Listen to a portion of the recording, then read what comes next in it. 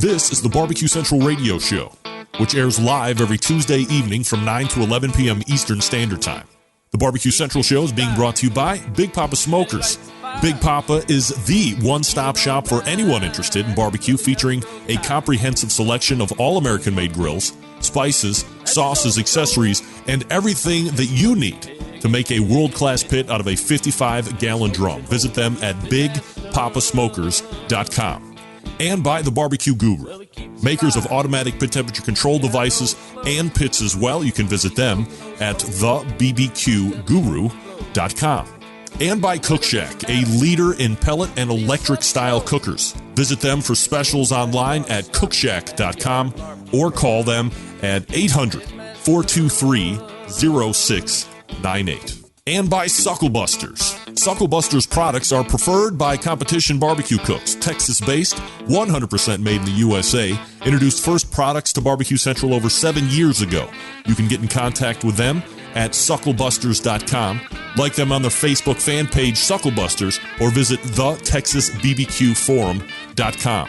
Check them out and see why Sucklebusters means bustin' with flavor. And by Butcher Barbecue, makers of injections, sauces, and rubs. Find them online at butcherbbq.com. And by Green Mountain Grills, a leader in the pellet grill market. You can find out more about their cookers by visiting greenmountaingrills.com. And by cookinpellets.com, a maker of high-quality pellets for all of your pellet-driven cookers. You can visit them at cookinpellets.com, or you can find them at amazon.com as well. Hello, everybody. This is Gary Bay, Nerd Chuck, host of Wine Library TV, a.k.a. WLTV, and this is BBQ Central. So to get that perfect barbecue, you use wood. Are you sure it's safe? Whatever. We put the lighter fluid on, strike the match, and... Oh, should we call the fire department? That might be a good idea.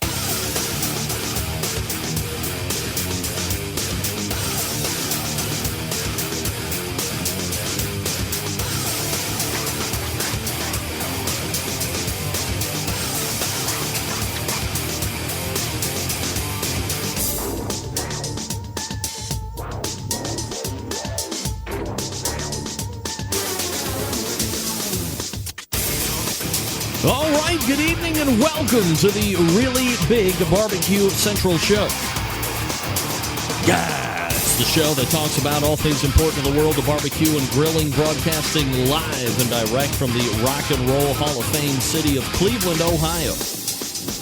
It is the barbecue capital of the North Coast. I'm your program host, Greg Rempe. Happy to have you aboard here on a Tuesday evening. If you want to jump in on the show tonight, I'm happy to have you do it. 216-220-0966. You can also email the show, Greg at thebbqcentralshow.com. Anything else you want to find out about the show can be found at the main website, thebbqcentralshow.com.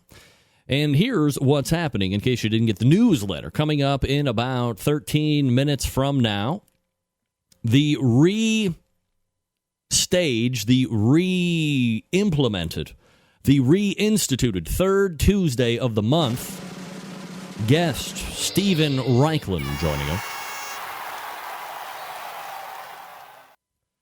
At 9:35, what have I always said about this show, and I'll probably say it again as we do the introduction of this guest coming up.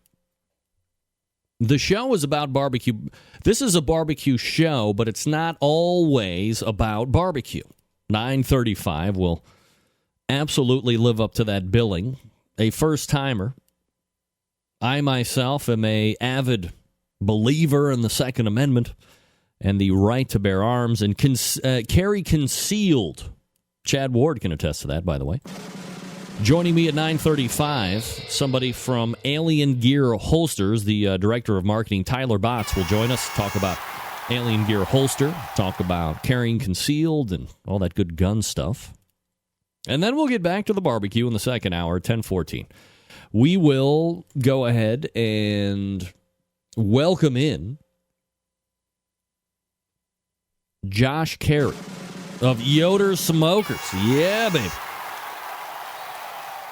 I am trying my best with every fiber of my being from the last 2 weeks on to get at least one kind of pit maker on a segment going forward here until we've gone through most of them. By the way, 10:35 open segment. So if you've ever wanted to get on the show for whatever reason, that's going to be your time to do it. Diane Me, perhaps Alien Gear will be open to making a holster for your Thermapen. Quick draw, carried concealed. All right, few things to get into here before we talk with Stephen Reichel. First and foremost, and I don't like to use the term shout out a lot on the show, as you know, but if anything, I am the master of contradictory or contradiction. I want to give a shout out and happy birthday on this very day to my mommy, star of Connie's Recipe Corner, Connie Rempe. Happy birthday, Mommy. Secondly, as you saw before I started chirping into the microphone, special thank you to Doug Scheiding of Rogue Cookers for the shirt. Love it. I love free T-shirts that I can wear on the show to promote you. I do. I got 75 barbecue team and barbecue type T-shirts that people have sent me over the years that I wear here on this show because I love it. I love to promote barbecue whenever I can. Next, I got to give a shout out and ask for an apology for my man Blake Moody, who I owe rub to. Blake, I have it setting out on the shelf. I did the show last week, and then Wednesday I was off to National Softball Tournament. Wednesday, Thursday, Friday, Saturday. Didn't get back until Sunday morning, so it is locked, loaded, and ready to go. I will send it out to you tomorrow. Wait. What am I getting here? It says it's your birthday today. No. Kevin, my birthday was July 10th. Get that big stuff out of here. However, happy belated birthday as well to Kevin Bevington, creator of Outdoor Cooking Channel. That was a lot of important birthdays going on. Mostly my mommy. Hi, Mommy. As a matter of fact, I think, if I'm not mistaken, she might be calling in right this very moment. Hello? Greg, this is your mother calling. Thank you for wishing me happy birthday. Shut up with that noise. What have I told you? Stop reverting to those stupid noise effects. Nobody likes them.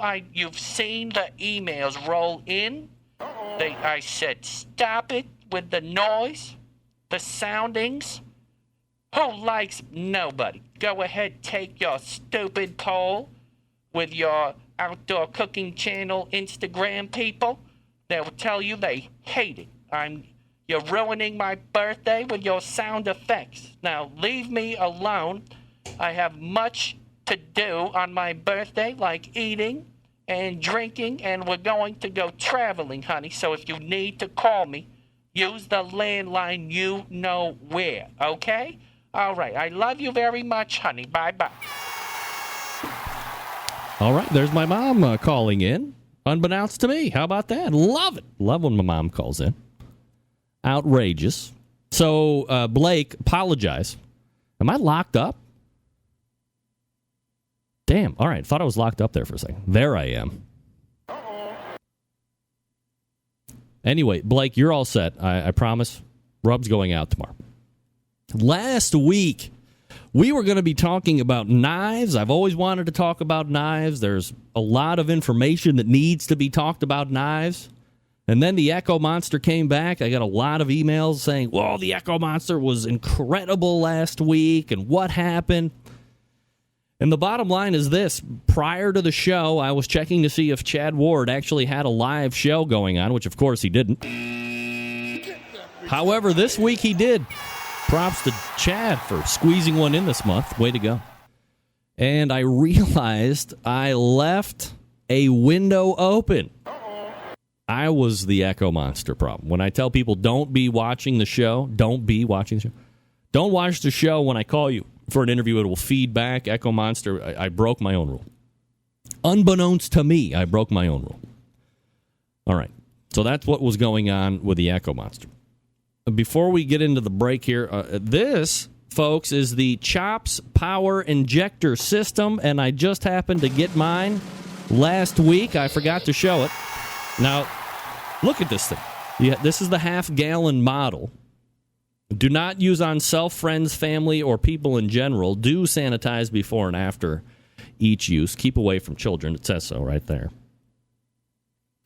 This is the half-gallon model, as I said before. Go to barbecuekansascity.com to get your own. Now, this is the injector head here, and it's got a nice guard. So you gently work the guard off, and look at this. I mean, these are ready to go. You have the nice, I don't know if this is plastic or polymer, and you have the squeeze here to let the juice go in, and you have the turner-oner thingy, the flow control, I believe that's what it's called. And then once you're done, and these are the 14-gauge needles, you just kind of work it gently back in, and then they're all blocked down. Plop it up now. No sticky in the fingers. You're set to go. You're safe. You're wild. I can't wait. You're good to go. Can't wait to inject my... I'm going to have to save this and this for the open segment because I'm going to run out of time, and I want to make sure that I'm doing myself justice when I talk about the things that I'm... Also, please, if you could, listen with a discerning ear. I asked you last week. I got zero feedback.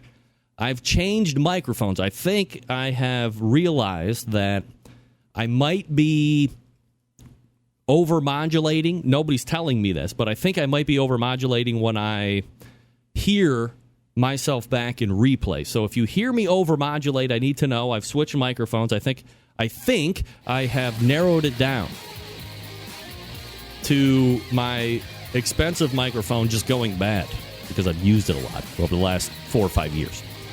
All right, Steven Reichlin out of the break. Look, if you didn't know already, Big Papa Smokers, the one-stop online shop for anyone interested in barbecue, and is the #1 dealer of Mack pellet grills in the world. Big Papa Smokers features a wide selection of American-made grills and smokers, such as the Old Hickory Ace BP, the Gateway Drum Smoker, and even a drum kit that gives you everything you need to make a world-class smoker out of a 55-gallon drum. Big Papa Smokers also has made a name for itself in recent years by crafting an award-winning line of championship rubs, from flavors like Sweet Money to Happy Ending. Their rubs have had a hand in winning almost every major barbecue competition, including the 2012 and 13 American Royal, the World Series of Barbecue, 12 and 14 Jack Daniels, the 13 Kingsford Invitational, and the 14 Houston Livestock and Rodeo, also the 14 King of the Smoker. And don't think that BPS can just be pigeonholed into competitive barbecue either. BPS rubs have become so well known. They've been picked up by a nationwide restaurant chain. That's right. BJ's Restaurant and Brew House, with 4 of the 9 BPS rubs featured on their permanent menu. And amid glowing reviews, BPS rubs are proven to be a great addition to anyone's pantry. Big Papa is also banded together with fellow California-based rub company Simply Marvelous Barbecue to form what has now become known as the West Coast Offense. Defying conventional wisdom, these two California-based rub makers have cornered the market on competitive barbecue and begun to redefine the flavor profile that competitive cooks from across the country have begun to aim for. Big Papa's website also features an online meat locker with top-quality meats from Snake River Farms shipped right to your door, from the American Kobe beef, the Caribou pork, the Double R ranch meats. Big Papa's Meat Locker has something for every type of beef and pork and barbecue aficionado. Committed to bringing you the best flavors. That's why they carry swamp sauce, a fine swine sauce, Granny's barbecue sauce. These are the hot new items, the new kids on the block this season.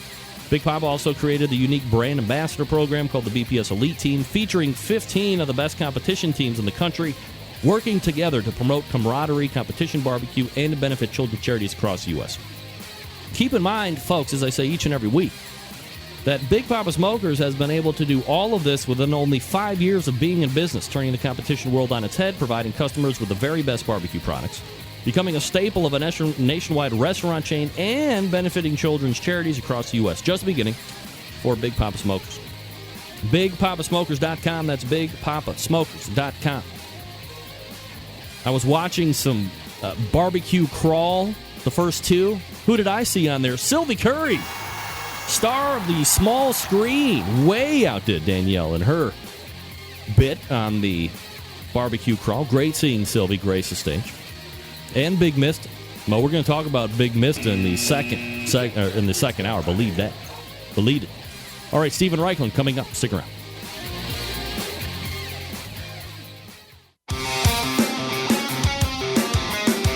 Broadcasting live from the Barbecue Central Radio Network studios in Cleveland, Ohio.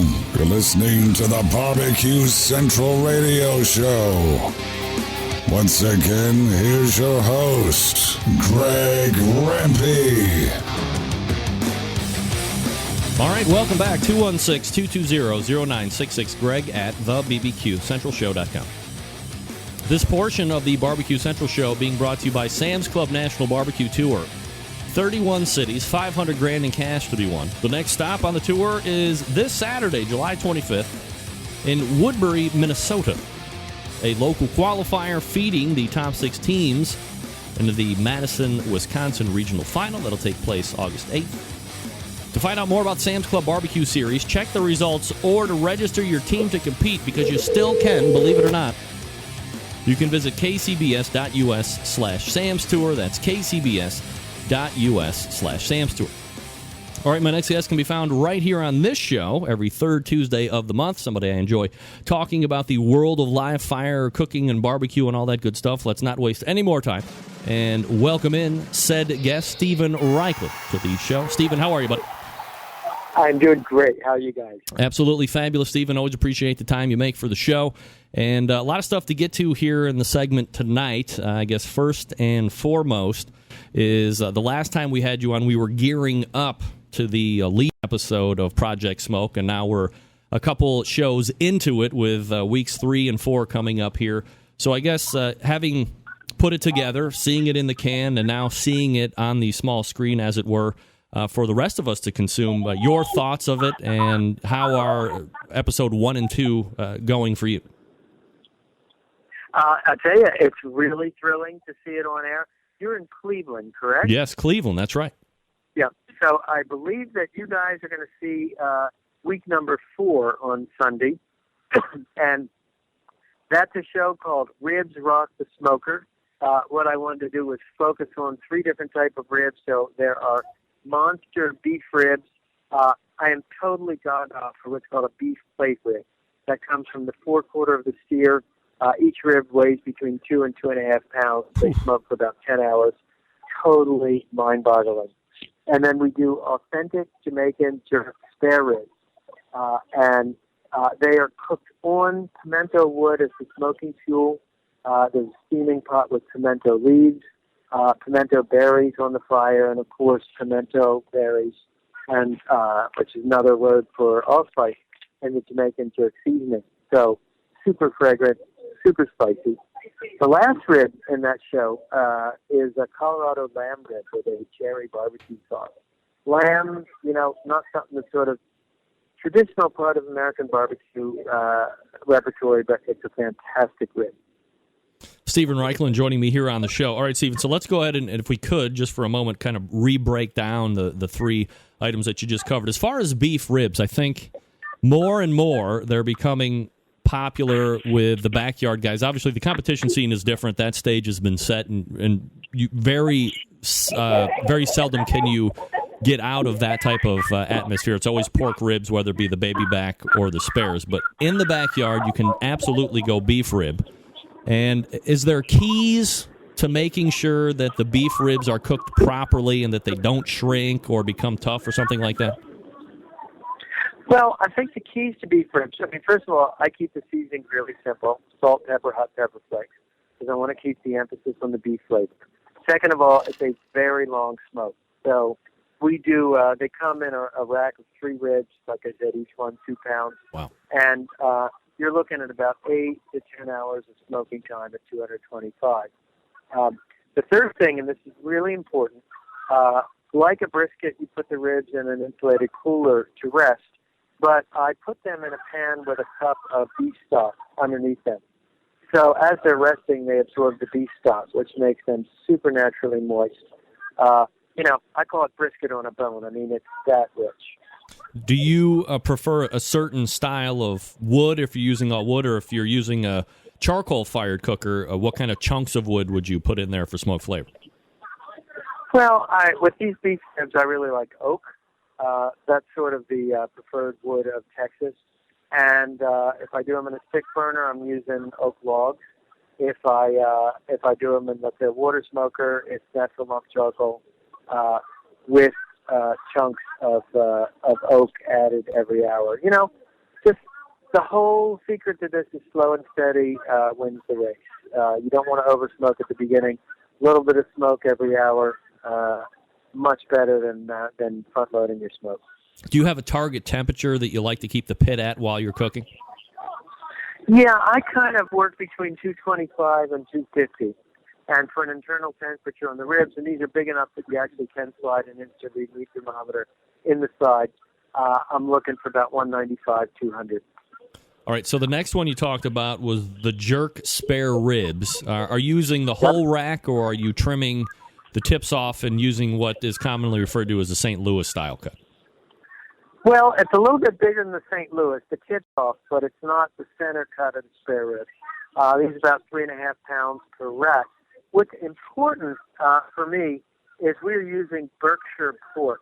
And one of the points that I really try and make in the show, all of our beef is grass-fed, all of our pork is heritage, all of our chicken's organic, all of our seafood is wild. Where your meat comes from, how it's raised, really matters as much as how you smoke it. And I think that was a component that was missing certainly 15 years ago when I started in the biz. Everybody would tell you about, the wondrous pit, the amazing fuel, the ingenious techniques, but nobody talked about where the meat actually came from. And I think that's sort of that's the biggest new trend in barbecue, and it's really where you're going to get the quality. All right, so two questions on that, Stephen. One is, I guess, for the people that don't know Heritage or Berkshire or Caribou or these specialty kinds of pork, is this something that is readily available to get at a butcher at a grocery store, or are you going to have to call around and really find somebody that is a purveyor of this style? Well, if you go onto the website for the show, which is projectsmoke.org, you will find the website of the Heritage Meats Company, which is what we use to supply our pork. But more and more stores are carrying these items. So, I'm sure if you live in a medium or big or large city, you have a Whole Foods. They carry Cora-Buda pork. They carry grass-fed beef. I know this stuff is a little bit more expensive, but I got to tell you, I did a brisket yesterday. It was a grass-fed beef brisket, and it was sort of like going from, that moment in the movie The Wizard of Oz when it goes from black and white to Technicolor? Right. That's what it's like when you get some of these amazing heritage breeds. And what I mean by heritage breeds, these are the old-timey breeds that our great-grandparents and parents, great-grandparents would have experienced before the industrial pork revolution, when people started raising, breeding animals for quick growth and meat yield rather than for flavor. Steve, let me ask a very skeptical question here, and I know a lot of people like to talk about how the beef or the pork or the chicken is raised and what it's fed and no hormones, and throw words like organic around and no hormones and all this stuff. It seems to be very big. Is it more of a fad, and will we trend back to how it was 3, 4, 5, 6 years and beyond shortly, or do you think that this is something that will really gain hold, and this will be the way we shop and the way we buy going forward in the future? I believe with every fiber of my being that this is the way of the future. And in my family, that's how we eat. That's what I want my kids to eat. It's what I want my friends to eat. When you buy organic meats, when you buy meats from local farmers, you're not only eating better yourself, but you're helping the food system. You're buying from local. You're supporting local farmers. You're supporting green agriculture. You're you're making the world a better place, and you're making better food. It's a no-brainer. I think even if you look, you will see fast food restaurants. Forget which one, but one of them just is not using. They've eliminated antibiotic chicken that's had antibiotics. It's the way we have to go. There's a movie called Food Inc., and I think anybody that's a skeptic should watch that movie, Food Inc. Stephen Reichlin joining me here on the show, barbecuebible.com. His main website, if you want to check out the new TV show website, projectsmoke.org. Absolutely. Week That's 4 right. coming up here in Cleveland, at least. Ribs Rock the Smoker. Talk to me about pimento wood and pimento leaves and some type of a flavor profile that's going to leave, because I actually have no experience with any of that. The only thing I know about pimentos is it's what in the middle of a olive when I put it in my gin martini. Yeah. So I'm using the word pimento in the Jamaican sense, and it's none other than the Jamaican word for allspice. So we're talking about an extremely hard, extremely fragrant, perfumed tropical tree. The berries of the tree give us allspice, the spice. The leaves are the Caribbean version of a bay leaf. So imagine a bay leaf that sort of has an allspice scent. The chips and chunks, very hard, very slow burning. In fact, when you go to Jamaica, when they make traditional Jamaican jerk, it's cooked on a grill grate that's made out of these allspice wood sticks. So they're slow to burn. And as they singe over the fire, they emit this incredibly perfumed, wonderful aromatic flavor. If you can't find allspice wood chips, use, cherry, apple, and then toss in a handful of allspice berries. Typically, a jerk, anything has like the jerk marinade or paste. Is that something that you're making as well? Oh, yeah, of course. You want to make a homemade jerk paste. The primary ingredients, Scotch bonnet chilies for heat, scallions, shallots, onions, garlic for your aromatics, a lot of salt, because remember that jerking was originally done to preserve meat before the advent of refrigeration, soy sauce, sweet spices like nutmeg, allspice, cinnamon, a generous dose of rum. It's a spice base. It's I'm not going to say it's simple or easy, because it's easy. It's you mix everything in a food processor, but there are a lot of ingredients. It's sort of one of those dialectics of barbecue. Like the beef ribs are amazing for their simplicity, and Jamaican jerk ribs are amazing for their complexity.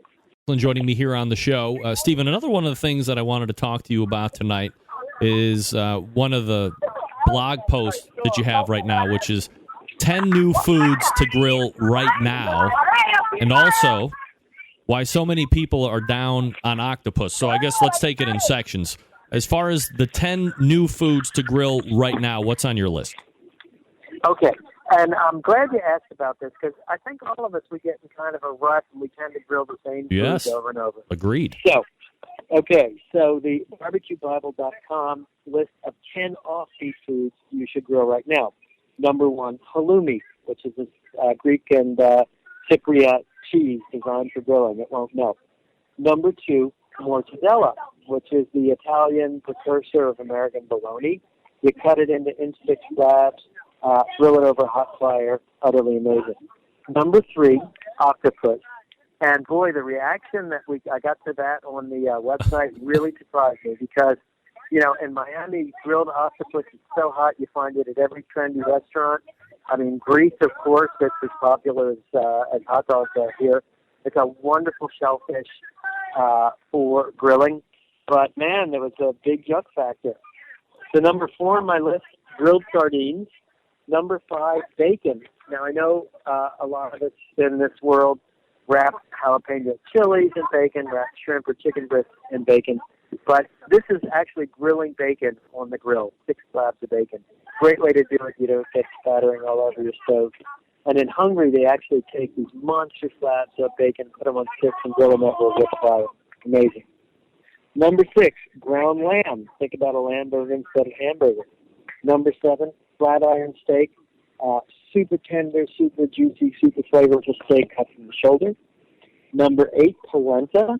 because everybody in northern Italy can't be wrong. Cut it into slabs and grill it. It's fabulous. Number 9, grilled kale. This is a preparation you find in Thailand.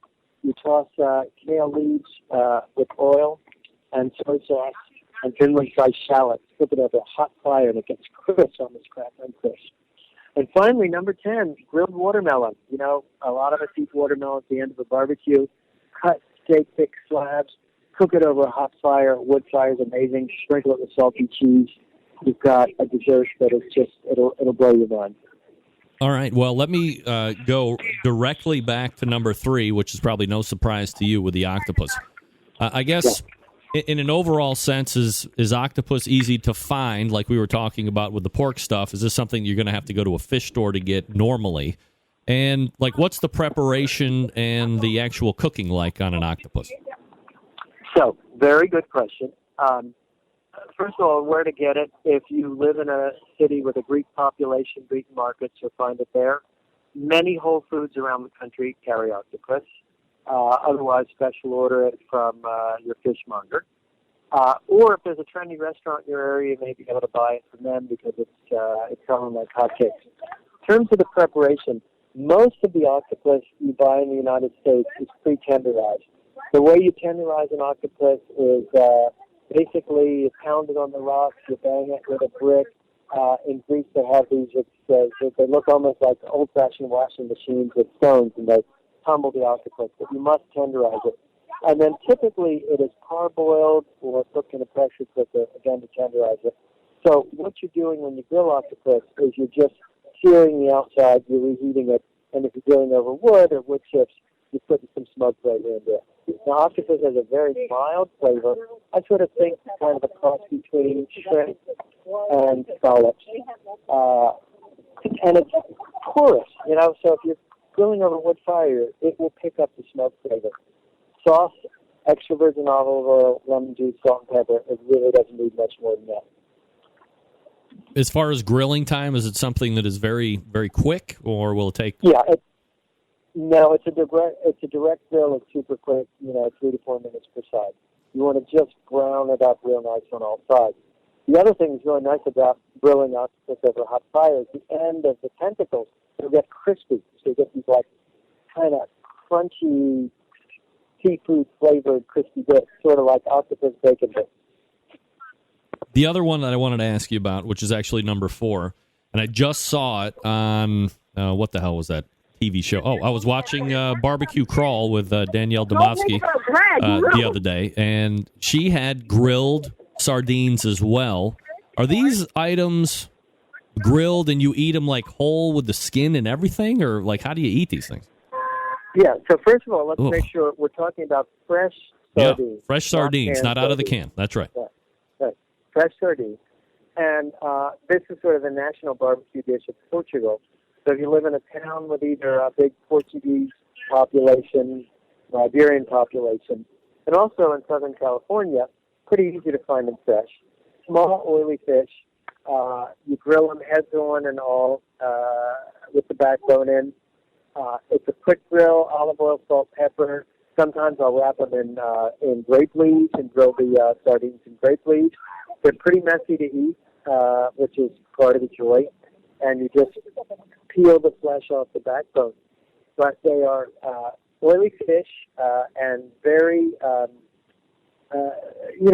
when you direct grill fish, you want an oily fish. You want a fish that's got fat in it so that it won't dry out over the hot fire. They also have to be incredibly good for you. They're loaded with omega-3 fatty fish oils. They're cheap. It's really everything you want in a fish.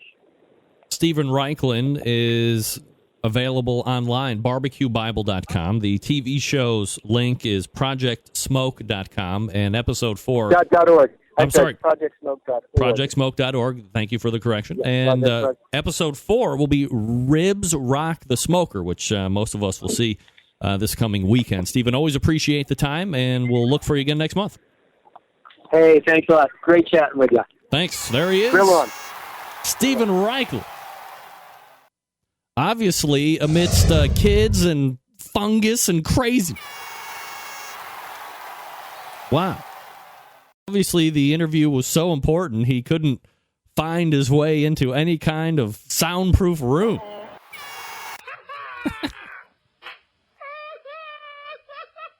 All right, so I'm reviewing the list of top 10 things that you want to grill this summer. I've done bacon. I haven't done lamb.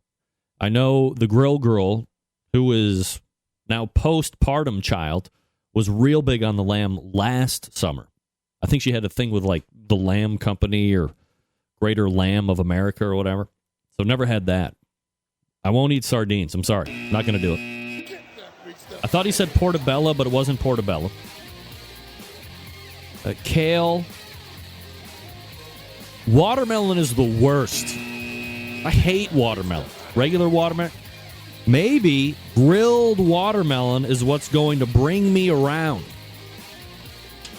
Has anybody had lamb ribs? I'm asking. Has anybody had lamb ribs? Don't forget to rate me on if I'm over-modulating on this microphone. I need to know the sound quality, but first let me talk to you about Sucklebuster's award-winning barbecue rubs, barbecue sauce, chili kits, and gunpowder. Preferred by competition barbecue cooks. Texas-based, 100% made in the USA, products have won hundreds of awards, including 2 first places 2 years in a row at the American Royal Barbecue Sauce Contest. New from Sucklebuster's, we've been giving it away for weeks now, the Honey Barbecue Glaze and Finishing Sauce. Based on Sucklebuster's award-winning Honey Barbecue Sauce, it's a thin barbecue glaze and finishing sauce made especially for competition ribs and chicken. If your ribs and chicken have been struggling, this is something you might want to think about trying. Super sweet. It's not super spicy. It is super red because they use an American paprika for the bright red color. Brush it on 5 to 10 minutes of cooking. Left leaves a nice glossy red sheen on the meat and an extra layer of sweet flavor. Take your competition ribs and chicken to a whole nother level. Available at the local barbecue store or online at sucklebusters.com. If you want to try a free bottle of Sucklebuster Honey Barbecue Glaze and Finishing Sauce, send me an email right now. Post haste! And in the subject line, put Stephen Reichlin. I will send you a bottle of Sucklebuster's Honey Barbecue Glaze and Finishing Sauce. 972-393-9509, the phone number. Sales at sucklebusters.com if you want to send them an email. The best in Texas? Yeah. Let me list off some wins for you. The American Royal Barbecue Sauce Contest. First place in 11 and 12. Best of the Best Barbecue Sauce Contest. First place 11 and 12. Chili Peppers Magazine Awards, first place, 13 and 14. Fiery Food Awards, first place, 2009, 10, 11, 12, 13, 14, 15. What? It was winning every year for the last 6 years.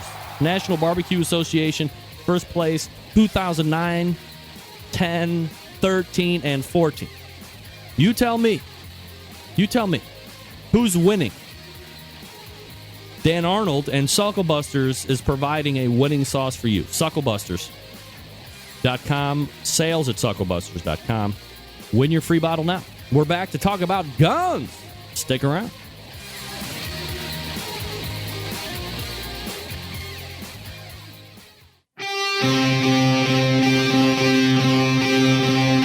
Get in the smoke. Call 877-448-0433 to get on the air.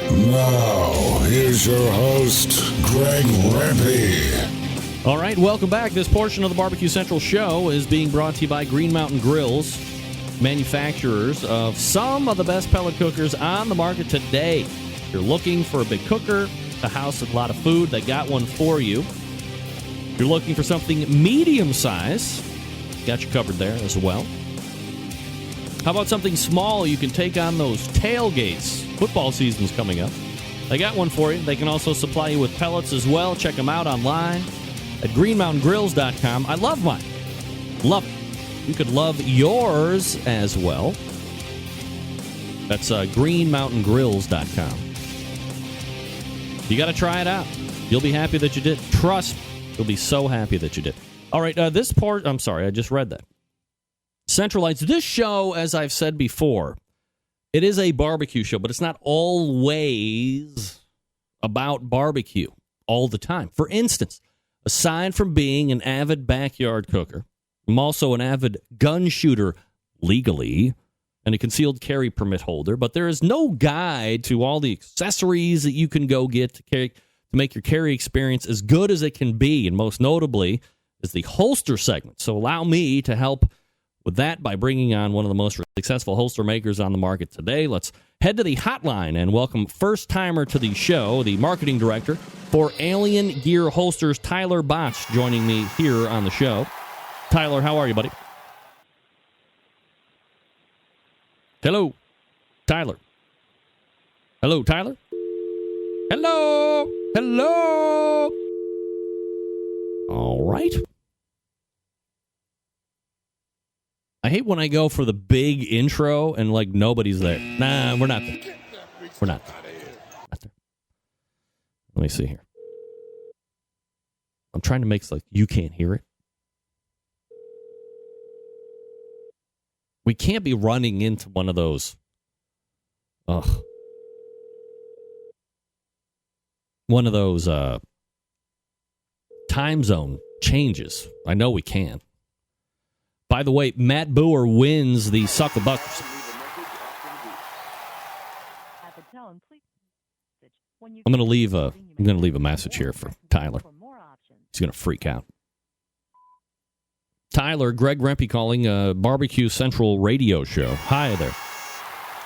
It's time for our segment. We have about 10 minutes or so left.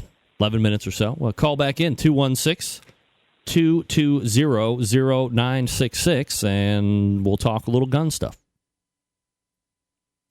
Tyler Botch, ladies and gentlemen. Yeah!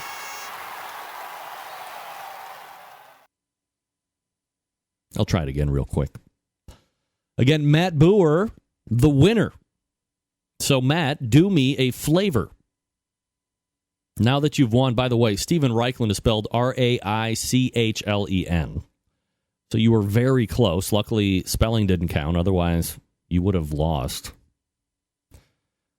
Go ahead and shoot me your shipping info, Matt, and I will send that down to Dan Arnold. And he will go ahead and get you squared away. After the beat. No. Nothing on Alien Gear Holsters. Get that big stuff out of here. You know, just when you think you're getting outside the line and it's going to be a cool segment and blah, blah, blah.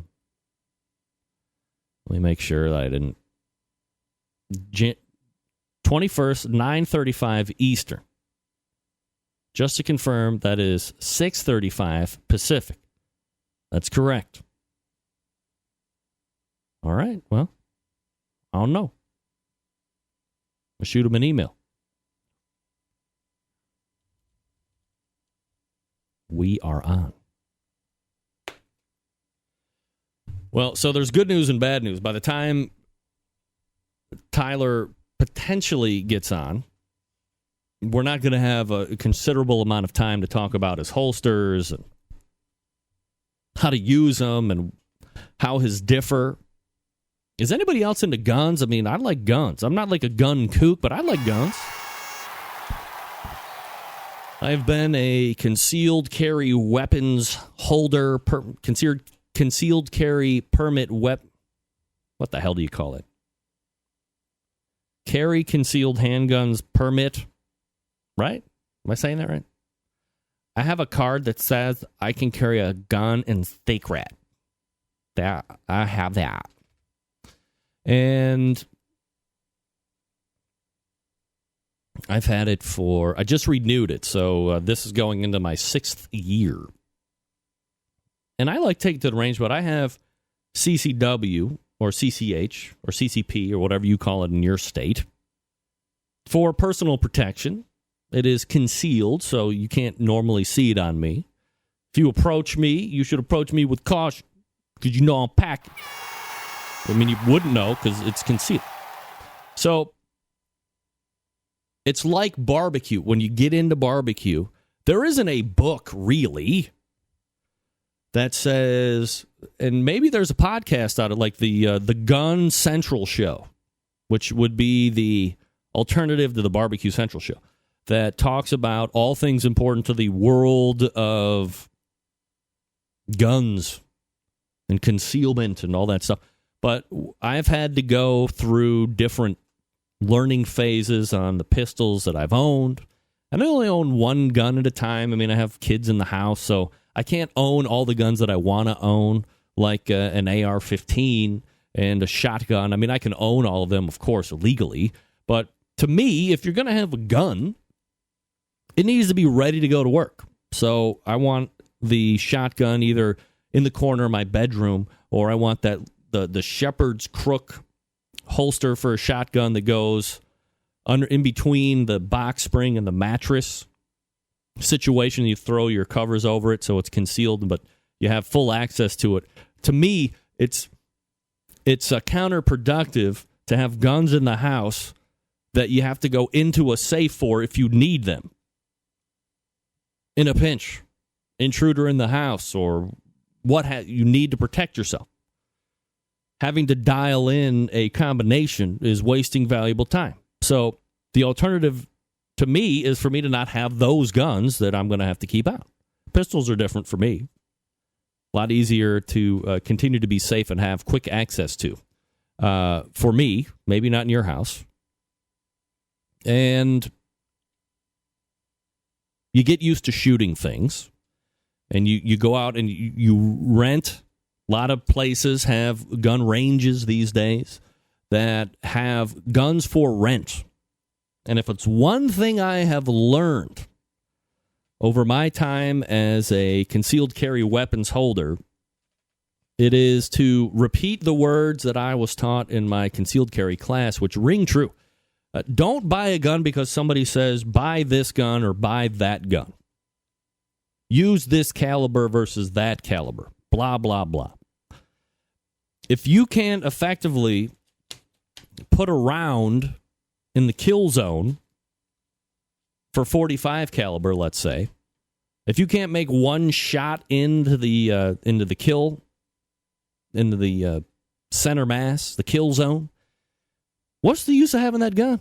You might as well be able to just take it out, unload it, and whip it at somebody's face and hope you clunk them on the head and knock them out. That would be more effective. You need to go down in caliber until you are able to get 3 and 4 and 5 and 10 and 15 shots in a group. Muscle memory stuff. Where I'm not talking about shooting at 200 yards like Johnny Sniper or anything like that. I'm talking about 10 feet, 15 feet maybe, 10 feet or less is where your encounter most likely is going to be. You got to be lethal at that point. If you have to pull your gun, you got to be lethal at 10 feet or less. Otherwise, what's the use? Trust me, 145 might knock a guy down. If you can't land that 45 shot, but you can land 3 or 4 9mm, or 3 or 4 380s, or 38s, or 17 22s, that's what you need to be carrying, right? But you need to be doing it in a concealed fashion.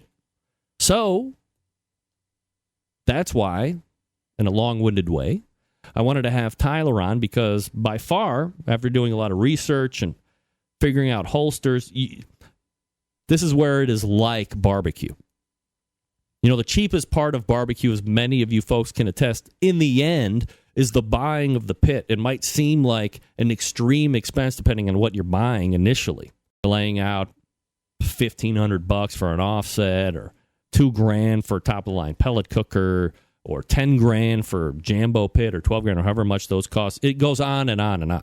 But after the life, what do you have? You have a cooker that you put money into initially, and that's pretty much it. Now you have thermopens and wood and pellets and meat and injectors and charcoal and all this other stuff that is the accessory side of things, which always ends up being the most. Same thing on the concealed carry side and holsters. and accessories and all this other stuff. You can get way over the cost of a gun in no time flat. The Alien Gear holsters are significantly less expensive than a lot of the competing products. They don't have the break-in time that you need on the traditional leather and Kydex hybrid shell and backing situation, which is why I wanted to have them on. I bought one.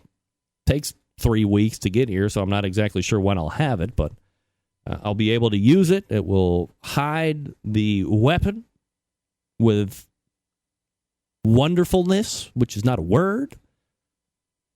And then, we'll be off and running from there. So I don't know if we'll be able to reload. Pun intended, folks. Pun intended. I don't know if we'll be able to reload Tyler again in the upcoming. I know we're very busy here over the next couple weeks. So we'll have to see about that. Diane Mee is not a gun person. Anybody else carry? Are we not supposed to talk about that in the chat room? Does anybody else carry? What kind of holsters do you like? What do you use? What kind of gun do you carry? I just bought a Springfield Armory XDS 45 caliber. I'm using the G2R ammo, Rip It ammo 45, which is insanely expensive. But after reviewing it a number of times on the interwebs and seeing its dispersion once it impacts, I am highly confident that this is indeed the real deal. Or as they built the last round you will ever need, the RIP round, the radically invasive projectile. It's worth the Google and watching the video if you're into that kind of thing. And that's what I had a 380, a Smith & Wesson Bodyguard 380, and I was so non-lethal. It was insane. It's incredibly long trigger pull. I was horribly inaccurate. So I had to get rid of it. So I sold it. And I've rented the XDS, like I was just saying, all that stuff. Yes, I can kill better now. Well, I couldn't kill before, Diane. Do you see what I'm saying? With the 380, I was an inefficient killer. Now, with the XDS 45, I am a efficient potential killer if I need to be. Remember, I'm a law-abiding citizen. I have taken class. I have obtained my arms and permits through the legal channels of the state. I am not like the rest of the felons and malfeasants that are out there carrying concealed, waiting to rob stores and other such nonsense.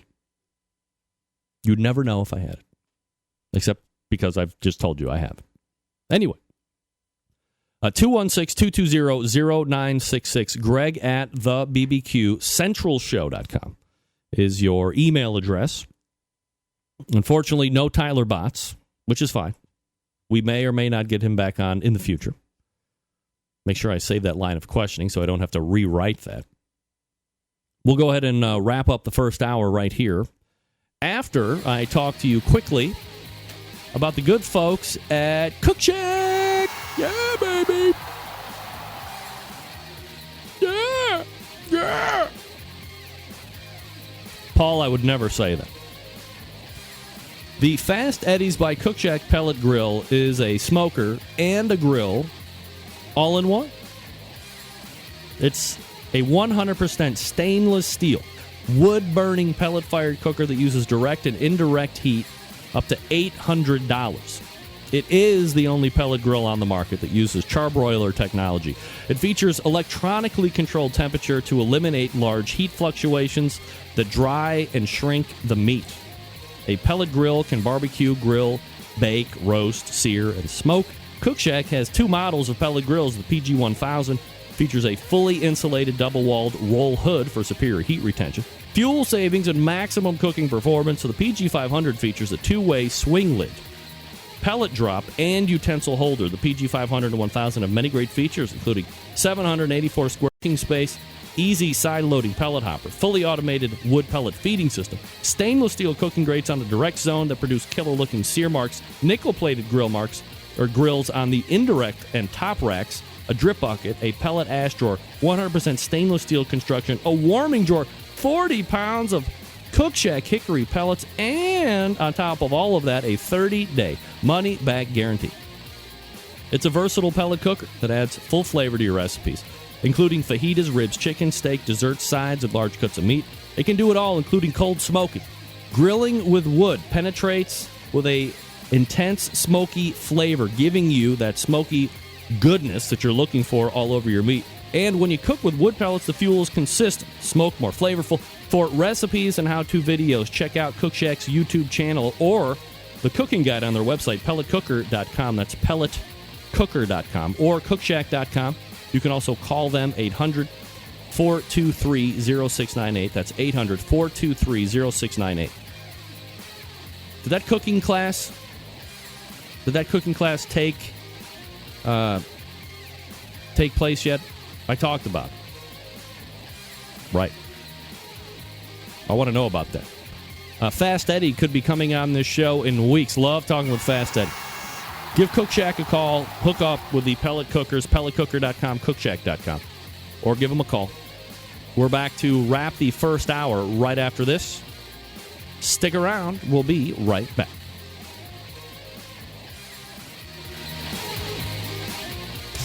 Big name interviews, advice on cooking brisket and ribs, and the only host willing to share his honest opinion on all things important in the world of barbecue. It's the Barbecue Central Show.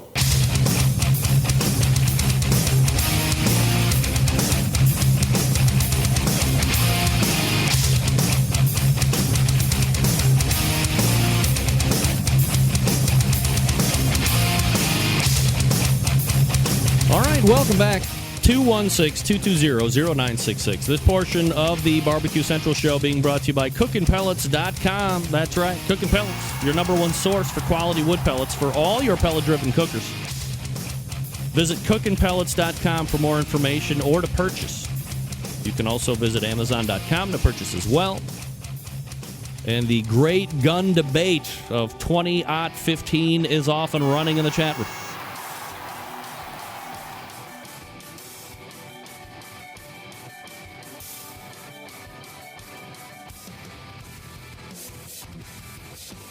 Just reading, seeing who's the... Some people have never taken part in the chat room before, although I've seen them, and this is what they're reacting to. Guns. Just trying to get everybody to interact, man. Peace and love. Peace and love. Remember, the law-abiding citizens who have obtained firearms correctly and gone through the proper training and licensure are not the people you need to worry about. They might be the law dogs or the sheepdogs that you want frolicking in the store when somebody decides that they're going to do something unlawful. That now we don't have a first-person or active shooter situation going down in a store. Heaven forbid, like what happened at the military situation there. Those people getting shot, that was crazy. And they are not allowed to even be armed over there. That's BS. Those are the people that are trained, and they're not allowed to carry guns? Give me a break. All right. I'm going to refresh my liquid refreshment. We'll get into the second hour. Lots to talk about. Another great interview lined up for Pit Stuff. If you've always wanted to learn about Yoder's Smokers. Oh, is this going to be a segment for you? You're going to love it. You in the market? You might be in the market. Maybe you're not in the market. Maybe after the segment with Josh Carey, you're going to be in the market you didn't even know you were supposed to be in the market about. I mean, who knows? Thanks again to Steven Reichland for joining me in the first hour. No Tyler Botts. Sorry. I'll expect my holster for free, sir. You are listening and watching the Barbecue Central Show right here on the Barbecue Central Networks. Tell a friend we're on. Let everybody know. We'll be right back with more show right after this. Hang on.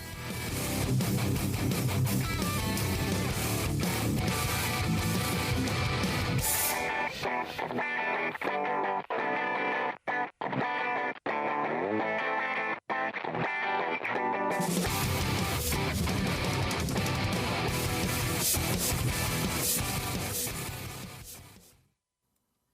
I'm Johnny Dam, host of the Damage Report radio show. When I'm not falling in love with the First Amendment all over again, I like to sit back, relax, and rub my meat to the Barbecue Central show. And now your host, Greg Rempe. Go, Greg. Yeah, rub that meat. From my heart and from my hand, why don't people understand my intention? Happy to have you aboard here for the really big barbecue show. We cook because we have to, and we grill because we want to. Fine, how you going? You have a great show. I'm a big fan. So what seems to be the problem here? This man looks like he's dead, and he's in the crackle. Charbono! It's all about the Charbono, dude! Succulent fish. What? He ate 54 wieners. But listen, Lavernius, shake a face. I'm shaking like a dog shit peach seeds. We have top men working on it right now. Top men. All right, just like that, we're into the second hour. Hey, hey-o! Welcome to the Barbecue Central show. That's what you found here, folks. Either by accident or on purpose, it is the show that talks about all things important to the world of barbecue and grilling. We broadcast live, and direct from the Rock and Roll Hall of Fame city of Cleveland, Ohio, the barbecue capital of the North Coast. I am the aforementioned host. Happy to have you aboard. If you missed the first hour, what are you doing? No problem. You can get the show on audio replay via iTunes. Search Barbecue Central in the podcast portion. You can go to the main website, thebbqcentralshow.com, and get all your video and audio replays there. You can also go to outdoorcookingchannel.com, should you see fit, and get the replays there. I have a Barbecue Central YouTube page. Looks like Dougie just joined the party here. Doug, I've been wearing it all. I even dropped a little cold water to push out the row cookers, if you know what I mean. You know what I mean there, Doug? Hey-o. Hey-o! There's never any reason you should miss the show. There's never any reason you should miss the show live. However, if something more important in your life comes up on a Tuesday between 9 and 11, you can always go back and get the archives, as I just told you about 2 seconds ago. Still to come on the show tonight, Josh Carey from Yoder Smokers. Booyah. The 2015 Sam's Club Barbecue Series rolled into Auburn Hills, Michigan this past weekend. Amidst gunfire. Just kidding. Bye-bye. This was a local event that feeds the Madison, Wisconsin regional final. Top 6 teams moving on to that regional final are in particular order taking grand champion Yellow River Barbecue with a 693.16. Solid. Taking reserve Smokin' in the D with a 683.9. Third place, and somebody that I picked to go in the top 6, actually to win it, Tim's Full Belly Deli. Number 4, Smokin' Aces at the Barbecue Superstore. Number 5, Firehouse Smoke. And 6th place, rounding it out and going to the regional final, Big Brothers Barbecue with a 674.8. So almost 20 points separating 1 and 6. So 10 points separating 1 and 2 means Yellow River Barbecue put the proverbial beat down on everybody else. Solid. As I said in the first hour, the next Sam's Club event will be this coming weekend. And I didn't... come on. What am I doing on a weekly basis? You can't update... This is me reminding myself. You can't update one portion without updating the other portion, right? I mean, what a douche. This Saturday, July 25th, Woodbury, Minnesota. Of course. It's Woodbury, Minnesota. Good luck to everybody competing. Tyler Botts calling in. Sorry, dude. Well past it right now. We're well past it. We're going to have to hook up later. Am I missing something? West Coast is 3 hours behind, right? Pacific time. So right now, it's just 7 o'clock. Correct? Make sure that I'm not crazy with my mathematics. All right, let's go ahead and do the weekly barbecue roundup. Stand by for this. All right, folks, and now it's time for the latest edition of the weekly barbecue roundup, this time covering July 17th through the 15th, and helping me do the weekly barbecue roundup, Maddie Rempe joining me. Hi, Maddie. Hi. All right, here we go. First up, the Riverfest Red Wine and Q, Bellevue, Nebraska, winning it. Fat Jack's Barbecue, Nebraska, with a 691.9. The 11th Annual Wild Blue Barbecue Competition. Burlington, Kansas. The grand champion was Clark Crew Barbecue with the high score of 696.5. Next up, the Grillers Cup, Laramie, Wyoming, taking it, the American Dream Barbecue team with a 689.6. BBQ Lou and Blues 2 in Waterloo, Iowa. The grand champion was Lucky's Q with a high score 693.6. Up next, cooking on the Campesca? Waterton, South Dakota, winning it, Mustang Sally Tailgating Association with a 686.8. Wine Brew and Barbecue 2 in New Palestine, Indiana. Grand champion Monster Q, high score 697.1. How about the Sam's Club National Barbecue Tour in Auburn Hills, Michigan, winning it, Yellow River Barbecue with a 693.1. Wakefield Rotary Campus Cook-Off in Wakefield, Rhode Island. The grand... What? What's wrong? There's no state champion. Uh-oh. Results not in. Take the next one. Go ahead. Okay. Smoke on the Mountain VA State Barbecue Championship in Galax, Virginia. Grand champion Q-Bones Barbecue, high score 701.6. That's going to do it for the few that took place in the Kansas City Barbecue Society. We move now to the Florida Barbecue Association. Maddie, anything going on in the Florida Barbecue Association? Yeah. No. No. I don't know. You got to keep flipping pages. Did you get all the pages? Yeah. All right. See where it says FBA? Yes. Florida Barbecue Association. I'm sorry. Now we move on to Texas.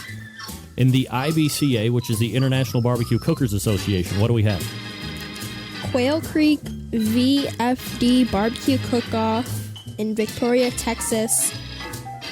46 teams. Grand champion Al Heckman Honky Tonk Smokers. Also, the Dam Lake Fest, Somerville, Texas, winning it.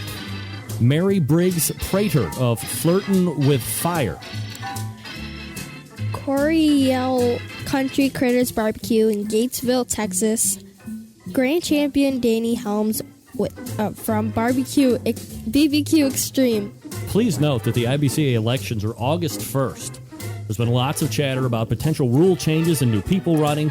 There's currently 2 new people. Executive Director Craig Sherry of Texas Pepper Jelly, of course, whom I know, and Jim Samola. So keep your eye out on those 2. Now we'll move to the Lone Star Barbecue Society. What do we have? Night and Old Fredericksburg, Texas. Grand champion Ira Green from the Flying G Barbecue. And then the Texas Gulf Coast Barbecue Association testing out a new scoring system based on the Georgia Best system. This was the second contest that it was used in. And how were those results? Annual Watermelon Festival, Hempstead, Texas. Grand champion Mike Scafuri, Kiss My Angus. What did you say? Other news in Texas. The World Hot Sauce and Barbecue Awards, 109 companies from 14 countries. Kevin Riley of CRC Barbecue Sauce and Rubs won Riley's Red Rub got world champion in the chicken and cook-off division, and Riley's Triple R sauce got world champion in tomato. That's going to do it for the weekly barbecue roundup. Thank you for joining me, Maddie. Mm-hmm. Now, more show. Live show with me, your host, Greg Rempe. Take it away, me. Hey, look at me. I'm good. I'm good. Thanks to my lovely daughter for joining me last night for putting that together. I was driving home, and I realized at like 9 o'clock that I had not done the weekly barbecue roundup. Oh, boy. That's trouble. Tyler Botts has left me a voicemail. So, that's right. Hey, haha, got to blow myself up. I don't know what that means. What does that mean, Matt? Next week is the last comp of the year till September. Too friggin' hot to compete. Right. Well, I need updates on that. Nobody updates that friggin' website ever. Get that big stuff out of here. Throw me a frickin' bone here. Need the info. I'm the boss. Need the info.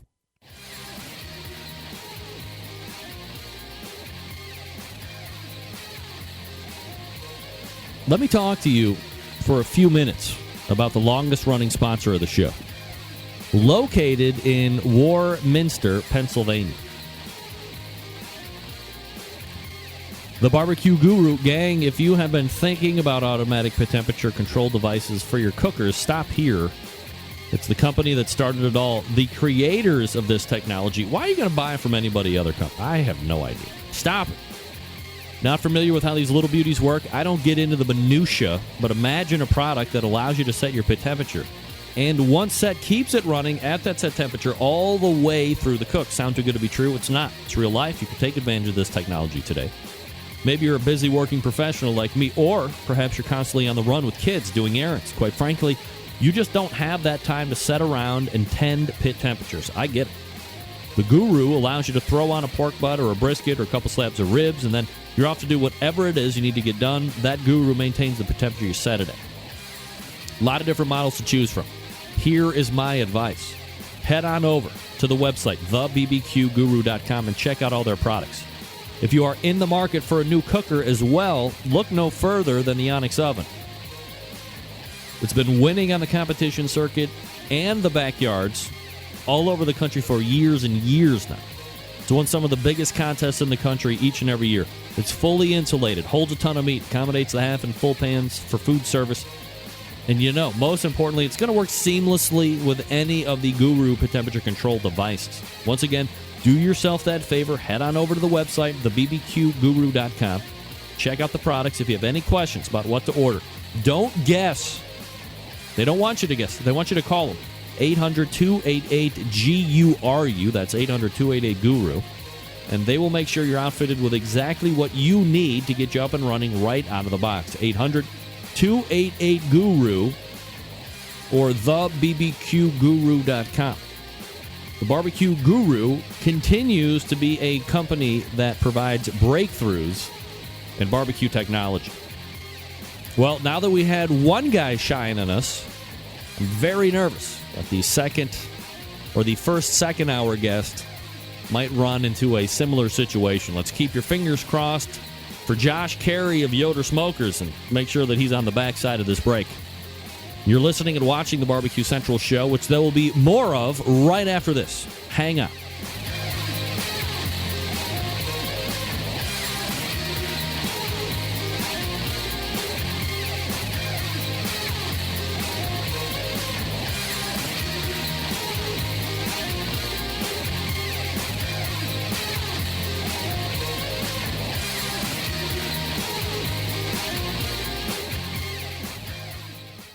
Broadcasting live from the Barbecue Central Radio Network studios in Cleveland, Ohio. You're listening to the Barbecue Central Radio Show. Once again, here's your host, Greg Rempe. All right, folks, this portion of the show, oh my goodness, they are back, and we're so happy to have them back. iGrill, baby, yeah! iGrill's back. And this portion of the show is being brought to you by iGrill, makers of the most advanced Bluetooth grilling thermometers. Monitor the temperature of whatever you're grilling from up to 150 feet away using your iOS, that's an Apple, or Android device. Use code CENTRAL, CENTRAL. Use code CENTRAL for 15% off your purchase at iDevicesInc.com. That's iDevices, I-N-C, I, the letter I. iDevicesinc.com, and grill with precision. Once again, that is promo code CENTRAL for 15% off your purchase. Glad to have iGrill back in the fold again. Can't wait to talk to him in a couple weeks about iGrill and the technology and all that stuff. All right, my next guest is a pit builder, manufacturer, all that good stuff. Look, my pit discussions resume again right here, right now. A few weeks ago, we had Ben Lang on to talk about his business. Tonight, we welcome in a brand that has been gaining plenty of popularity and notoriety over the last handful of years in backyards on the competition scene. Let's head to the hotline and welcome first-timer to the show from Yoder's Smoke. Perry joining me. Hey, how are you doing? I'm doing absolutely fabulous, Josh. And yourself?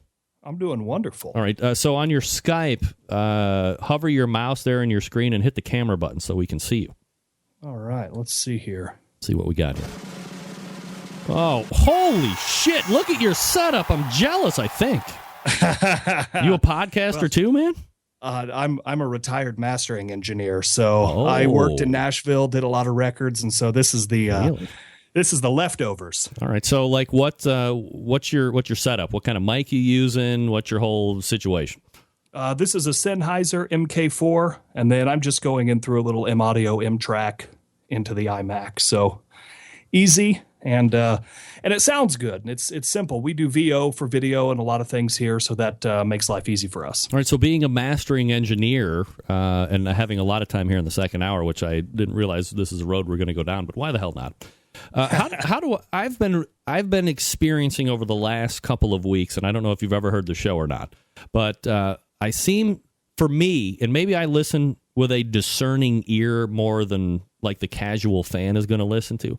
But I think over the last couple of weeks, I seem to be peaking or getting a little bit of over-modulation when I'm listening back to the replay. And I've switched mics up, so now I'm just on like a pukey Shure PG58 out of my Shure, SMB7 $500 microphone, which I think was an issue. Am I sounding over-modulated at all, or do I sound kind of crisp and clear? No, it sounds crisp. It sounds great, actually. I mean, I've got, nice headphones on, so that helps for sure. But no, it sounds really good. All right. Well, I guess the proof will be in the proverbial podcast pudding when we put it up after the fact and go back and listen to it tomorrow. Nevertheless, Josh, Yoder Smokers, are you like the owner, creator of Yoder Smokers, or what? All right. So let me give you a quick rundown. Yep. Family's been in manufacturing for 31 years. We've manufactured all sorts of stuff, including horizontal directional drilling equipment. There may be one person listening who knows what that is. But sounds like a tunnel thing, right?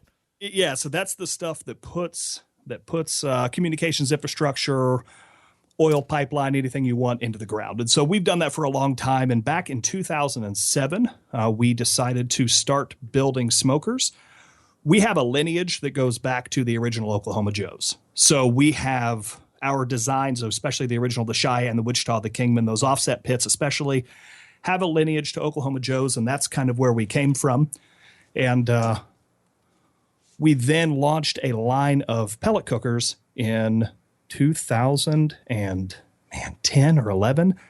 I want to say 11. I could be wrong. It was toward the end of the year. It's been a while. It feels like a long time. But yeah, we launched into pellet cookers. Of course, we build flat top charcoal grills. So I am family. So parents own it.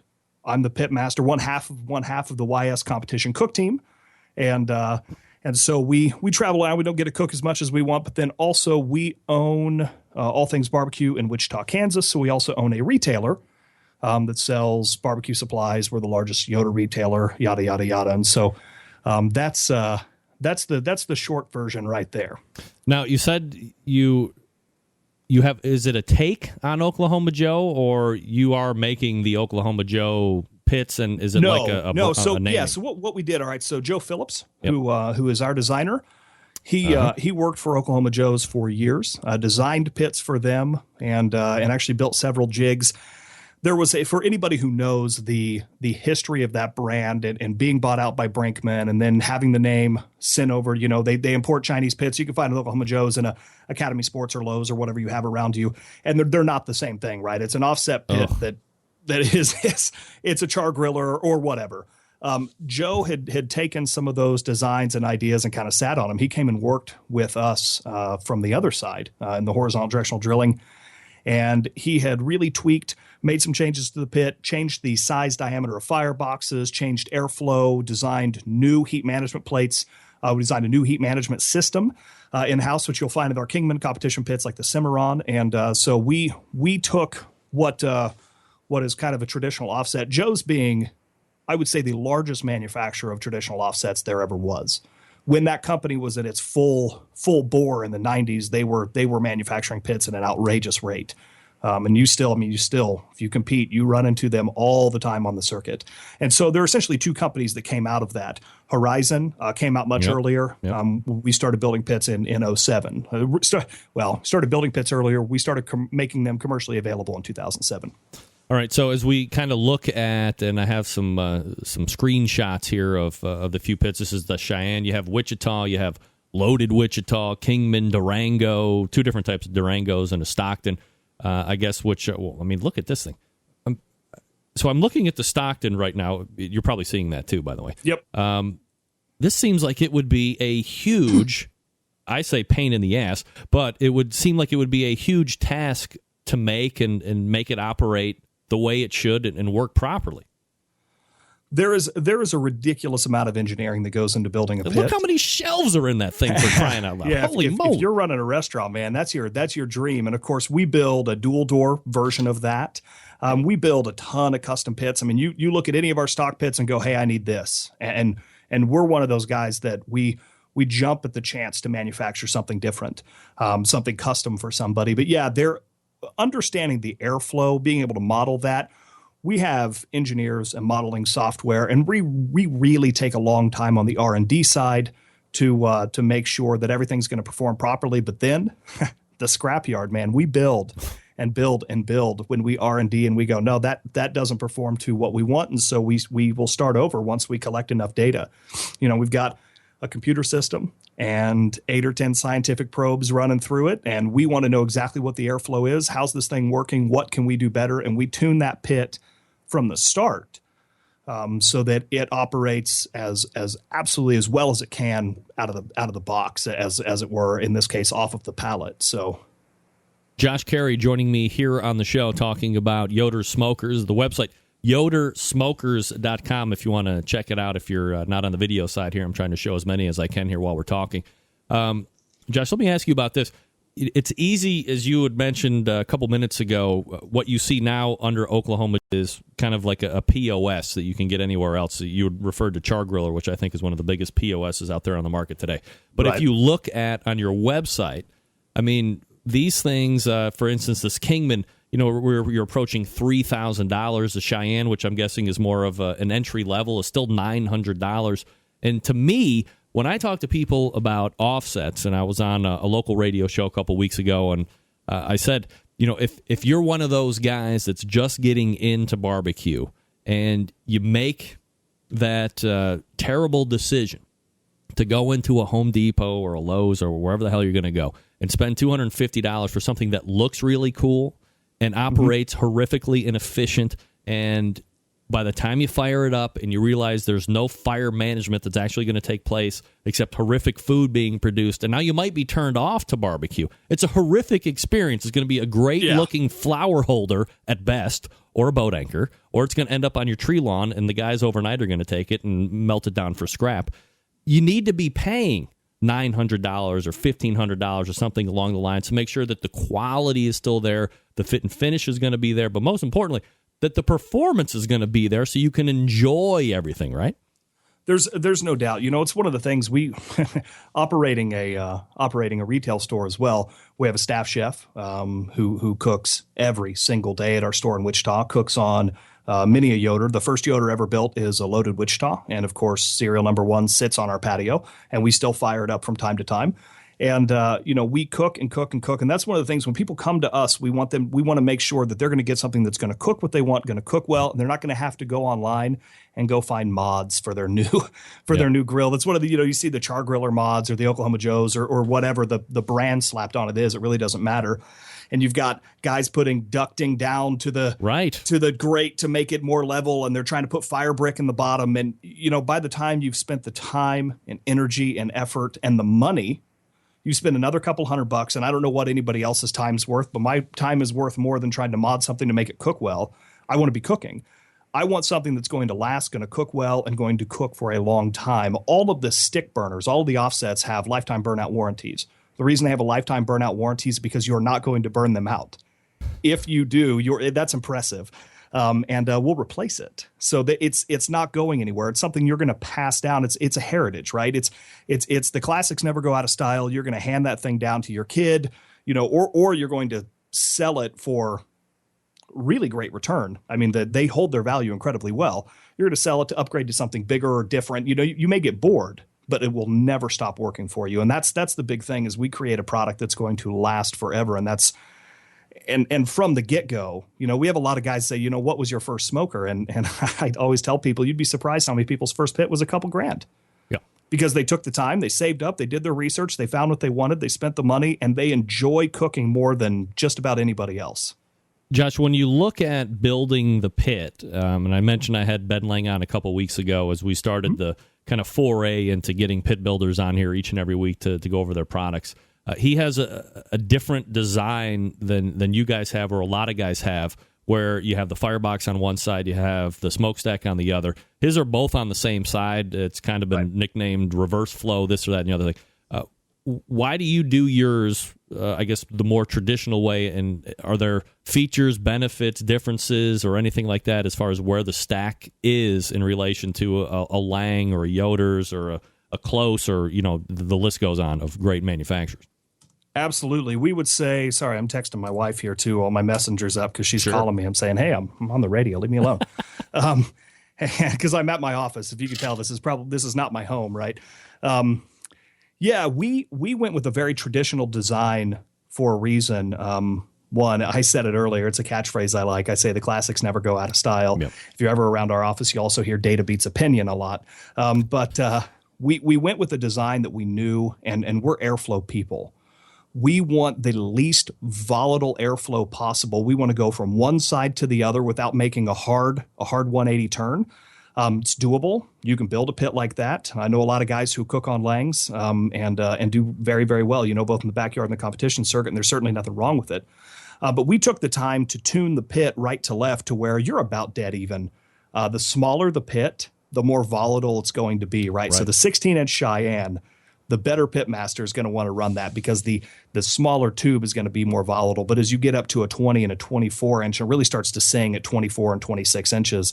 It becomes very, very easy to manage airflow from one side to the other without incurring any new design costs. We have a heat management system that you'll find in our competition pits that has a pull-out baffle, so you can actually tune. If you want it a little hotter on the firebox side, we'll allow that. And for guys who cook, competition in one pit, and you want chicken in one place, and you need that to be 300 degrees, but you need your other food to be 225 or 250, it'll allow for that variance in your chamber. And we really like. You'll find that most companies between us, Jambo, Gator, what is it? Pits and Spits. Yeah, Pits and Spits. There's so many companies out there. Most of us build a traditional offset, and I think it's a design that's timeless, that cooks incredibly well, and needs very little. Very little understanding needs to happen before someone to go, I build a fire here, heat and smoke come through the chamber, exit out the stack, learn my pit, cook some great food, and move on. As far as the build goes and the internal and the guts and stuff, as we're looking at shelves and where the fire is actually built, how does your pit benefit the owner going forward? Oh, man. Well, we've got I would say we've got the best welders and the best team in the industry. And so I think the build quality in our pits is second to none. If you've lifted a door, take a look at our welds. We don't grind our welds down. I always joke with guys, if you're grinding your welds, it means they're ugly. Yeah. And so if you're trying to hide your welds and make it look all slick, it's not much of a pit. But man, Tony, who does a lot of our customs, our big pits. If guys out there, you own a Yoder and you look above the firebox side on the wall, you'll see a TS on there if Tony did it. And I think he's probably one of the best welders around. The pits, it's tough to say how they benefit. Man, they cook incredibly well. I'll tell you a story. I started here when I stopped being an audio engineer day to day. I was a vegetarian 3 years ago, right? All right, so now I'm an award-winning pit master, and these pits make my life really, really easy. I start a fire, they cook, I toss a log on every hour, and they just maintain and they run. They're 1/4-inch steel. They're all virgin. We're not reusing material. They're a fantastically built and really well engineered product. I mean, where the firebox sits and where the stack exits and everything, that is engineered to make the pit cook as well as possible. So one thing, you put our pit next to somebody else's, they may look very similar, but you start looking at where different companies are putting things, where they're putting grates, where the fire is entering, you'll see that we're all doing something a little different. And we feel that we've really hit on something that's quite incredible. All right, so let me show you a picture here. I have is it the Cimarron? Yeah, Cimarron. Yes. Absolutely. So Cimarron. Yeah. So you have your cooking grates. And then underneath it, you have like perforated plates. Are those like tuning plates, if you will? Right. So they had that system. So that's actually a system that we built and designed in-house. To my knowledge, nobody builds anything like it. And so on the right-hand side of there, you can see a baffle handle right there. And so that baffle right there pulls out. And so what that allows you to do is, in its standard kind of closed, you're going to get pretty dang even. But you're actually going to get slightly warmer on your left-hand side away from the fire pot. And so what you're doing is you're pushing that hot air to the left and making it cooler. Sorry, I say fire pot because I'm so used to talking about pellet grills with people, because that's our best-selling models of the firebox. But as you open that baffle a little bit, about 3/4 an inch to an inch, you start to get dead even, and you open it more, and now you've got really, really high heat over there. And so that allows for a dead even pit if you want it, but it also allows the pit master to say, hey, I want some variation here. I want to be able to change something up. And what you don't have to do is move plates around or do anything that's going to alter how the pit cooks next time. You simply just open and close a baffle. And so that system it's really quite incredible. We've put it in our YS 1500, which is a pellet cooker, the Cimarron, the old Kingman comp cart, which we turned into the Cimarron because it was people wanted a slightly larger pit. And so we went with the 26-inch barrel there. Which is really popular on the comp circuit. So, Josh Carey joining me here on the show. Yoder's Smokers is the place to go, yodersmokers.com. Josh, I didn't anticipate this, but can I hold you over through a break here? We can talk a little bit about the pellet cookers? Absolutely. All right, stand by. We'll be back with Josh Carey from Yoder's Smokers right after this fascinating conversation here. By the way, I appreciate a guest who's properly engineered and audioed up, finally. Only took 8 years. All right. Folks, we're here to talk about Butcher's Barbecue for your arsenal. Step up the barbecue and grilling game. Don't take the easy ways out. Butcher's well known for the injections, right? The pork, the beef, the prime injections. All the things you love from the beef injection, using its award-winning enhancer, its ability to keep your brisket juicy. They have combined that, what has now become the competition standard in beef flavor, with that prime injection. It's available for sale, obviously, at butcherbbq.com. They have the bird boosters. They have the open pit injections for your pork. The grilling oils. Who hasn't had grilling oils yet? Get your grilling oils. Come on. Use it in place of your Blue Bottle butter crap.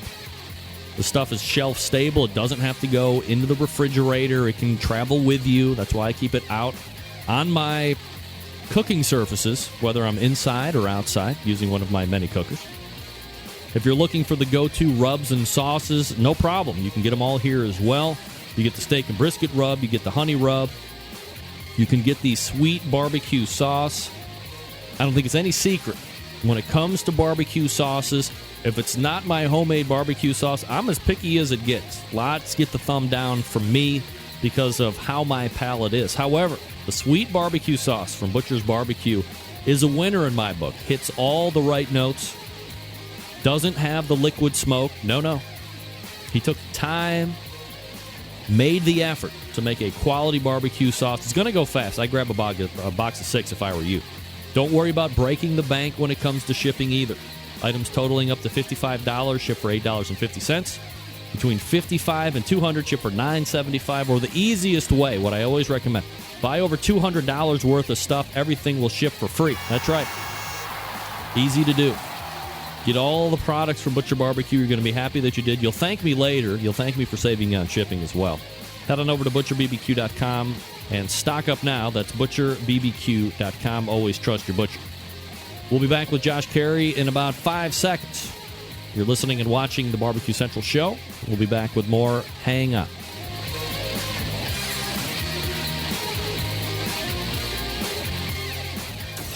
Big name interviews, advice on cooking brisket and ribs, and the only host willing to share his honest opinion on all things important in the world of barbecue. It's the Barbecue Central Show.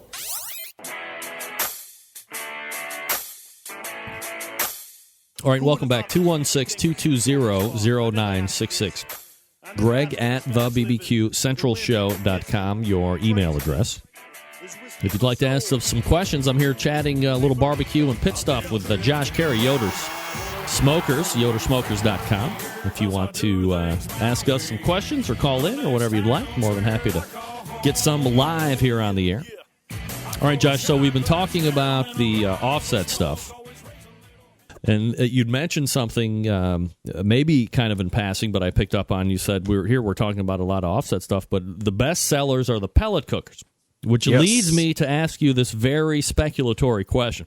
Is it easy to say that the general American public is increasingly lazy, will not take the damn time to become a fire management expert and go right to the pellet stuff? Oh, yeah. I'm only asking you to insult the percentage. There's no doubt. There's no doubt that people are lazy. I totally get right. I mean, we ask the questioner, what rub, what sauce? Tell me exactly what I need to do. Tell me the exact time, and I'm going to do that. There's no doubt that people are lazy. I think the versatility of pellet cookers really is what gives them such an edge over a traditional offset. But I think there's no doubt that it's so simple and so easy, and it is nearly idiot-proof. Now, that's not saying I haven't had bad food off a pellet cooker, but that wasn't the cooker's fault. I mean, I've had great food off a gas grill. You can cook on anything if you're decent enough with flavor profiles and know how to cook a piece of meat. But I really think the pellets are taking off because people, learning the craft of starting a fire, maintaining a fire, getting that fire roll in the box and really knowing your cooker. Many people don't want to have to do that. They just want to turn it on, throw some ribs on, do the lawn, and then eat them for lunch. And I don't fault them for that. I get that way myself quite a bit. I really, really like to cook on the pellet cooker myself. So, as far as being a pit master or a pit competitor, whatever you want to call yourself, sure. and then having a tremendous amount of experience with the offsets and then obviously a lot of experience with the pellet cooker, do you find that pellet woods translate to their wood chunk equal? For example, I have a question coming in from a listener, Matt Boer, who wants to know, is a peach pellet the same as peach wood in the end? And how do you encourage the mixture of pellets to kind of get that right flavor that you're looking for? Can you blend a cherry and an oak or this or that to get the same thing that you're looking for in a stick burner? Yeah, everything we cook on is already blended because we're cooking with Barbecuers Delight pellets here. They're available. It's what we sell. It's what we use. It's what we test the cookers with. And so they're oak base 66% and then 33% whatever the flavor wood is. Right. The flavor is different. There's nothing you can do about it. The combustion of is totally different than the combustion of a log. And so what you're going to get is a less pronounced flavor. There's going to be less of a difference in the hardwoods and less of a difference in the fruit woods. I still cook 50-50 pecan cherry no matter what I'm doing. Whether I'm cooking in an offset or whether I'm cooking in a pellet cooker, but the pellet cooker is going to have lighter wood flavor. It's not going to be as pronounced.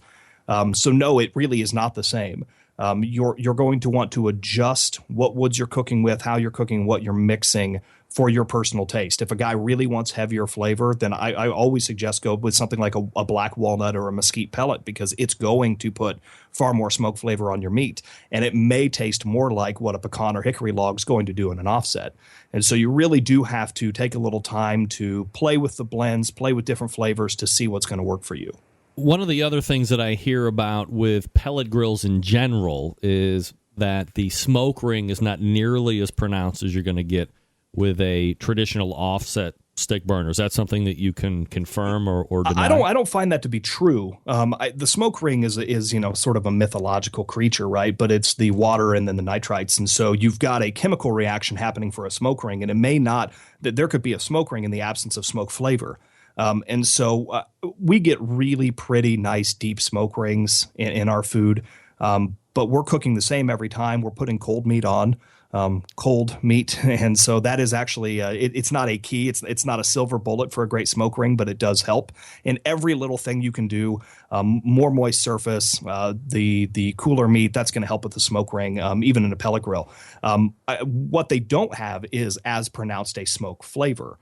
And so that's where you're going to. The Yoder is a little different. We would say it has more smoke flavor, but there's a design variant in the Yoder that's different than any other pellet cooker that produces that. So it is quite a bit different. But even in a Yoder, if you cook on one of those and then you go cook on a Kingman, they're not going to be the same. Cook at 225 the whole time, same cut of meat, slice it in half, and toss it on both, and you're going to have a distinct difference. When you look at the inside of the pellet cookers, what are you guys bringing to the table that you're not going to find in some of the other pellet competitors? Yeah, so Traeger came out with the original pellet cooker, right, 1986. I think I have that date right, but if not, it's really close. Small center burn pot in the middle of essentially a wood-fired oven. And if I understand the history of the company right, they were not really building a smoker. They were building a wood-fired oven. Then they learned, hey, if we turn this down, if we kick this down to 180 degrees or so, it's going to put off smoke. And so the issue with a pellet has 8,500 BTUs that you can squeeze out of it. And that's measured, man. That's it. And then they're not 100% efficient. You will have ash, right? So you're not burning every single dime of it out. So you're burning anywhere between 80 and 92%, depending on the pellet. Moisture content's very controlled. It's about 5%. But what you're doing there is you're burning a really, really small fuel source. And to burn a small fuel source to get your pit up to, say, 250 or 275, I cook my ribs at 275. I cook brisket at 275 and sometimes 300. I'm lazy, man. I want to eat. So what you're doing with a small amount of pellets is you're having to burn them at a max BTU to get that whole pit up to temp. And so you're losing some smoke. And so what we did when we originally started out is we said, okay, we want to emulate the color, flavor, and texture of food cooked on a wood pit as closely as possible. To do that, you need to do one of two things. And the thing we decided to do was build a really big dang fire. Our fire pot's 4 or 5 times bigger than anybody else's. The smoke roll's massive. That fire takes up about half of that pit. So it's really, really big. We're burning a huge chunk of pellets down there. So if you could see one as it's burning just a massive flame. And the reason we do that is because you have a nice big pile of pellets burning a nice big fire. What you then end up with is more smoke solids because you're burning at a lower BTU. You're not pushing it to 8,500. You're not removing all of the solids out of it. And now you have the ability to impart smoke up to 300 and 350 degrees. So it's putting out smoke throughout the entire range. So no more set it at 180 for a couple hours and then kick it up. Certainly nothing wrong with that, but that is a design, principle we took that if you set our pit at 225, you're going to see more smoke out of it than any other pellet cooker on the market that we've found. Josh Carey joining me here on the show. YoderSmokers.com is the website if you want to check it out here while we're talking. Josh, in regards to the number of options that you have a YS 480, you have the YS 640, you have the YS 1500 pellet grill. Obviously, varying price points here. Is one geared more to the backyard guy, and then they go up to competition, or how do you see them fitting the niche in the market? Yeah, the YS 640 in the backyard cart is the most popular pellet grill we sell. And looking at numbers selling, I would venture to guess it might be the best-selling American-built pellet grill on the market today. Really? Yeah, the numbers are pretty astounding. I don't know. I'll sell 1,500 out of my retail store. So I don't have the Yoder manufacturing numbers, and that's just this year. That's a lot of pits. It doesn't sound like much, for like Amazon, who sells 1,500 books a second. That's no big deal. But hey, we're manufacturing something out of steel. This is a little difficult. Yeah. We're selling a ton of those, and so it is geared toward the backyard guy, and it's the most popular pit we sell because it's only a couple $100 more than the 480. You get 8 more inches, and 8 more inches. Talking about in cooking space is a huge jump, 1,100 and change square inches versus 700 with 2 shelves. But we also find that pit on a competition cart, when I go compete, I compete totally solo. It's just me. And I have no help. And so I cook on a pair of 640s on comp carts. The 1,500, while definitely aimed at the competition market, it's a barrel heat management system from our wood pits. It is built even more closely to emulate a wood pit. The 480 and 640 will both kick up to 600 degrees at the controller. I've had 850 plus degrees at the grill grates, so they get searingly hot. Wow. Where this one's maxes out at 500 because it wasn't built to be a versatile backyard pit. It was built for the guys who want to cook on a competition circuit or in a catering world. And so you definitely get that jump up. It's even more of a smoker. It has even more smoke flavor and even better, color, flavor, texture of a wood pit. But it was designed even more so to do that. We took the versatility of I want to grill, I want to bake, I want to do it all, and we really said we just want to build the best pellet smoker we can. And that's where those pits really differ.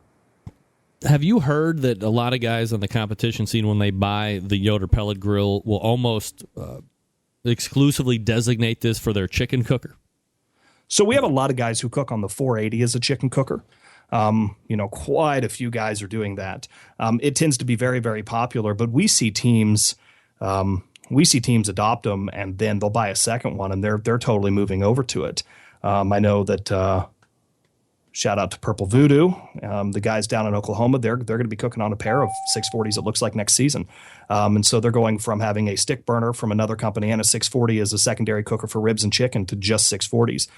They're finding that they can do everything on those pits, and many guys are not missing their wood pits. It comes down to the preference of the team and kind of what they want to do and what they're looking to put out. But it's incredible how many teams are using them across the board. Are there any other manufacturers out there? Because I was kind of doing a little homework here before we got on the air tonight. Obviously, there's a lot of pit builders out there that offer offsets only. There's other manufacturers out there that offer pellet cookers only. But I can't sit here and list off a bunch of folks that are making your traditional wood-fired stick burners, but then also offer what many would consider to be a direct competitor in the pellet situation, and you're doing it all under one roof.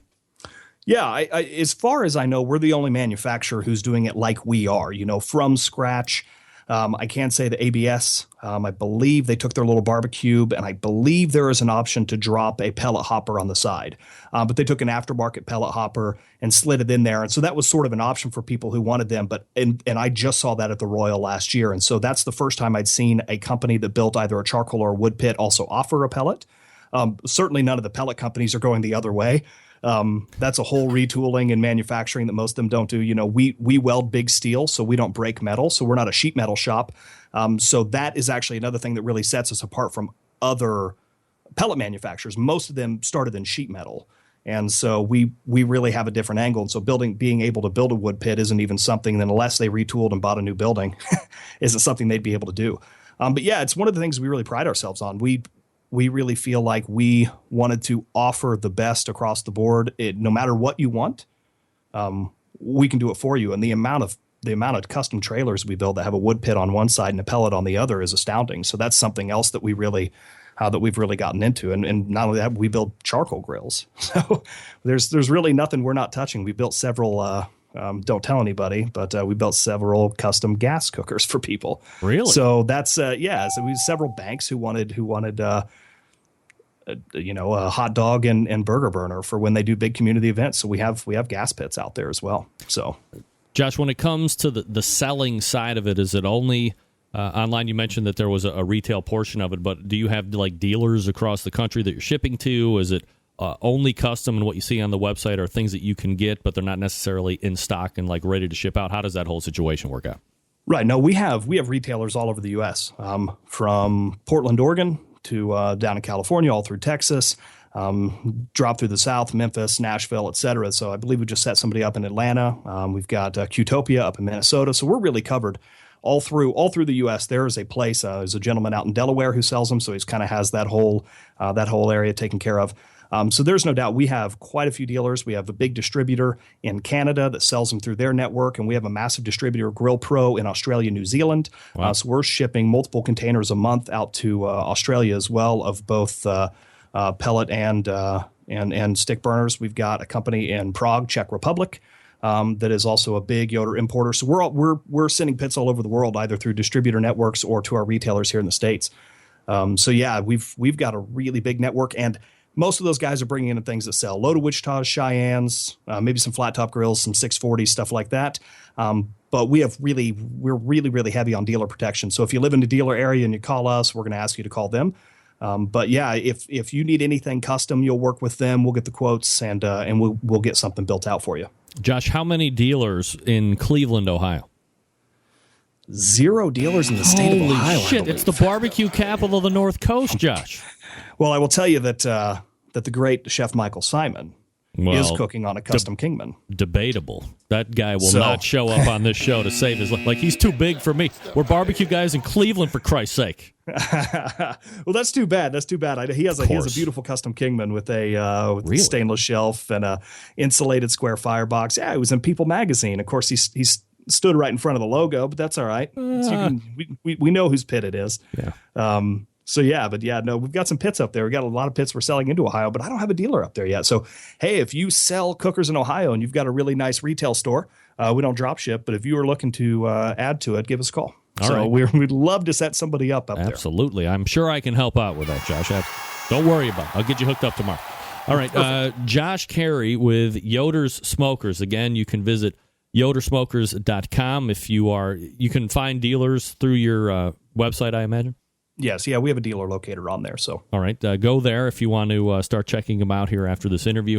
Josh, I appreciate the time, man. I appreciate you holding over for an extra segment, and of course, mostly, I appreciate the fact that you have true audio and video capabilities. Which, again, after 8 years, it's finally great to get somebody on that could literally co-host with me going forward.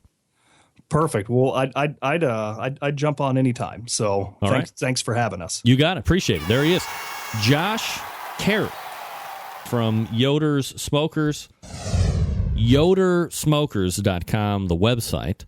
And man, that was a great segment. Hopefully you enjoyed that, learning about the Yoder Smokers pits. Again, offset and pellet cookers, which you're not going to find anywhere else. Folks, the Chops Power Injector System, NBBQA 2015 Barbecue Tool of the Year. They come in 3 awesome sizes to fit your injecting needs, from backyard cooks to caterers, restaurant chefs. There is power injector that's right for you.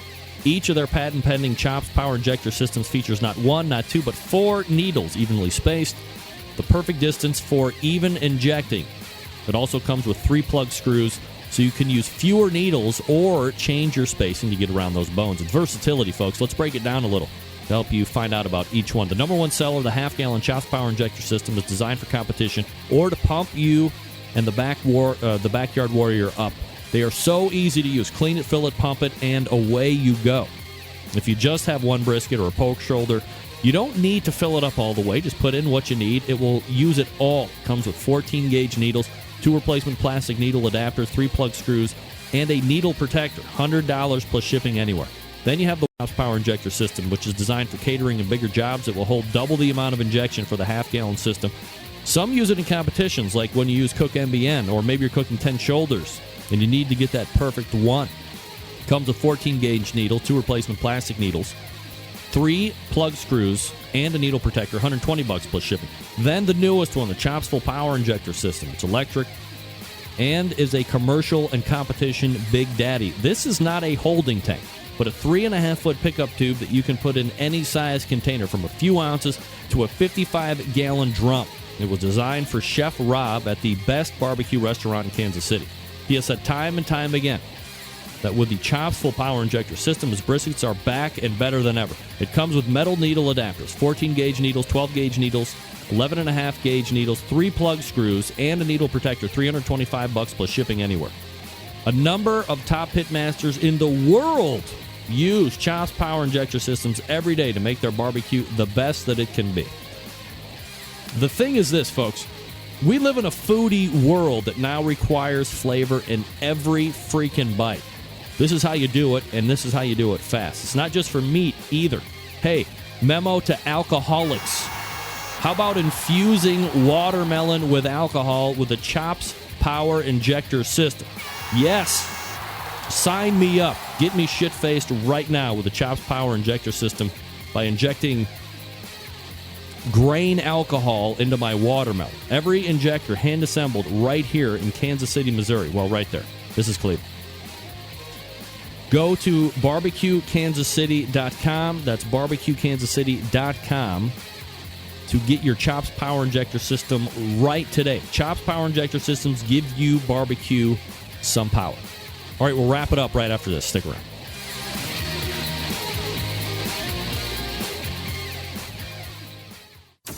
Get in the smoke. Call 877-448-0433 to get on the air. Now, here's your host, Greg Rempe. Big B, Moonshine Band, Suburban Noise Record. Let's go! I'm an outlaw. Give me 2 shots. We don't need a radio. Bring a jukebox for my outlaws. Bring me 3 shots. We can raise hell before the speed stops. I'm a whiskey drinking SOB. If you don't like that, then you won't like me. I'm an outlaw. I said I'm an outlaw. All right, welcome back. 216-220-0966. Greg at thebbqcentralshow.com. Thanks again to Josh Carey from Yoder Smokers for joining me this past segment. Then I had some really good stuff to talk about the open segment, and then we got a bunch of great barbecue pit crap. Man. Hey, Josh, I don't want to say anything, but I believe Ben Lang is sending me a pit. Hint, hint.